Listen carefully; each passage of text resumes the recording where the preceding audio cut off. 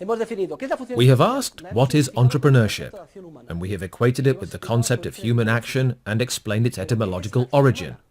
But what is human action? Well, we already have an idea: to discover, seize, realize.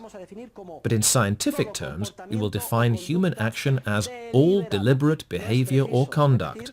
We need not repeat that it must be human behavior carried out by a human being. That is to say, apes do not act entrepreneurially. Despite claims to the contrary, animals do not act. They do not act in the sense that we human beings act. We could certainly make an anthropomorphic interpretation of animal behavior as if animals acted.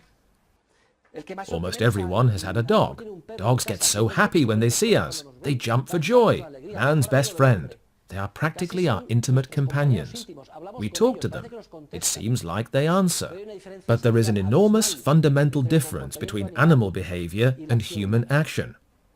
And it is that dogs are still doing what they were doing 50,000 or 100,000 years ago.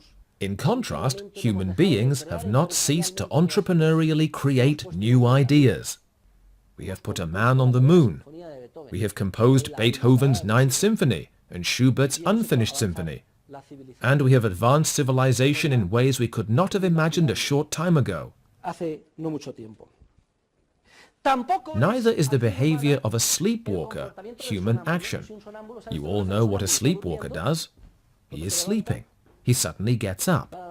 He goes to the refrigerator. He pours himself a glass of milk. Still asleep, he goes out onto the balcony, climbs up onto the roof, goes into the neighbor's house, does who knows what with the neighbor, climbs back out and into bed again, and still sound asleep and completely unaware. That is not human action.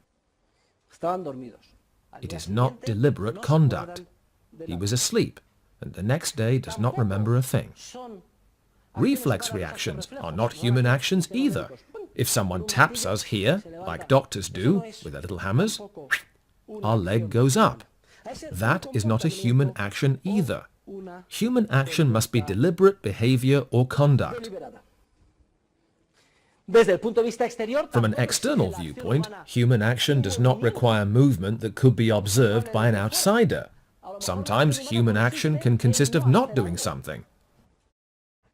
I see someone about to fall from the deck of a listing ship, and right below where he's going to fall, there is a shark with an open mouth this big. So I ask the guy who is about to fall, "By the way, do you have life insurance?" And he answers, "Yeah, why?" And I say, "Oh, no reason," and I keep on walking. He falls, and the shark eats him.